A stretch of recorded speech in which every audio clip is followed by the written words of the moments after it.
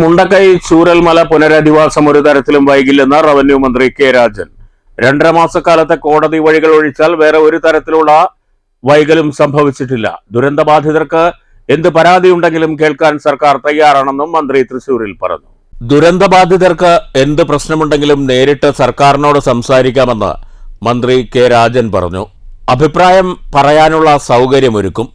സമരം ചെയ്യാനുള്ള അവകാശം ജനാധിപത്യപരമാണ്. സമരം ചെയ്യുന്നതിനുള്ള അവകാശത്തെ ചോദ്യം ചെയ്യാൻ സർക്കാരില്ല. വിഷയത്തിൽ കൃത്യമായ നിലപാട് സർക്കാരിനുണ്ട്. നെടുമ്പാല എസ്റ്റേറ്റിൽ പോകുന്നുണ്ടെങ്കിൽ 10 സെന്റ് ഭൂമി, എലസ്ട്രോൺ എസ്റ്റേറ്റിലേക്ക് പോവുകയാണെങ്കിൽ 5 സെന്റ് ഭൂമി എന്നത് കട്ടായമായി നിശ്ചയിച്ചതല്ല. ഭൂമിയുടെ ലഭ്യത അനുസരിച്ചാണ് അക്കാര്യത്തിൽ തീരുമാനമെടുക്കുക. പരമാവധി ഭൂമി കൊടുക്കണമെന്നാണ് സർക്കാരിൻ്റെ നിർദ്ദേശം. അനാവശ്യ വിവാദങ്ങളിലേക്ക് പോകരുത്. 2025-2026 വർഷത്തിൽ തന്നെ നിർമ്മാണ പ്രവൃത്തി പൂർത്തിയാക്കി വീടുകൾ കൈമാറാനാണ് സർക്കാരിന്റെ തീരുമാനം. സമരം നടത്താനുള്ള എല്ലാവരുടെയും അവകാശത്തെ ഗവൺമെന്റ് ജനാധിപത്യപരമായി ചോദ്യം ചെയ്യുകയോ മറ്റേതെങ്കിലും വിധത്തിൽ മുന്നോട്ട് കൊണ്ടുപോയില്ല.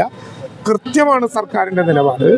പിന്നെ അവിടെ നെടുമ്പാല എസ്റ്റേറ്റിലേക്ക് പോകുന്നുണ്ടെങ്കിൽ 10 സെന്റ് ഭൂമി, എലസ്ട്രോൺ എസ്റ്റേറ്റിലാണെങ്കിൽ 5 സെന്റ് ഭൂമി എന്നുള്ളതൊരു കട്ടായമായിട്ട് ഗവൺമെന്റ് തീരുമാനിച്ചതല്ല.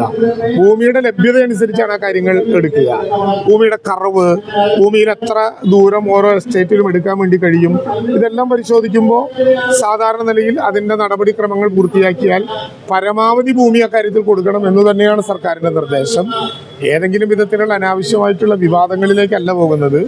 നയപ്രഖ്യാപന പ്രസംഗത്തിലൂടെ സർക്കാർ 2025 തന്നെ ദുരന്തബാധിതർക്ക് 2025-26 എന്ന സാമ്പത്തിക വർഷം തന്നെ നിർമ്മാണ പ്രവർത്തനങ്ങൾ പൂർത്തീകരിച്ച് വീട് കൈമാറും എന്ന് ഗവർണർ തന്നെ നയപ്രഖ്യാപന പ്രസംഗത്തിൽ പ്രഖ്യാപിച്ചു. അതിലൊരു വിട്ടുവീഴ്ചയും ഉണ്ടാകില്ല. ആ നടപടിക്രമങ്ങളുമായി കൃത്യമായി മുന്നോട്ട് പോകും. കേന്ദ്രം കേരളത്തെ ഒരു വിധത്തിലും ഈ പുനർനിർമ്മാണ പ്രവർത്തനങ്ങൾക്ക് സഹായിക്കുന്നില്ല എന്ന ഗുരുതരമായ പ്രശ്നമാണ് യഥാർത്ഥത്തിൽ കേരളത്തിന് മുമ്പിലുള്ളത്. കേരളം അനുഭവിക്കുന്ന പ്രശ്നം എന്താണ് എന്ന് പറയലാണ് ഏറ്റവും നല്ലത്. ആരോടും തർക്കവും ആരോടും തകരാറുമില്ല. വീട് ലഭ്യമാകേണ്ട എല്ലാവർക്കും വീട് തന്നെ ലഭ്യമാകും. ആരോടും തർക്കമോ തകരാറോ ഇല്ല. വീട് എല്ലാവർക്കും ലഭ്യമാകും. വീടിന്റെ എണ്ണം സർക്കാർ ഒരു സ്ഥലത്തും അന്തിമപ്പെടുത്തിയിട്ടില്ല.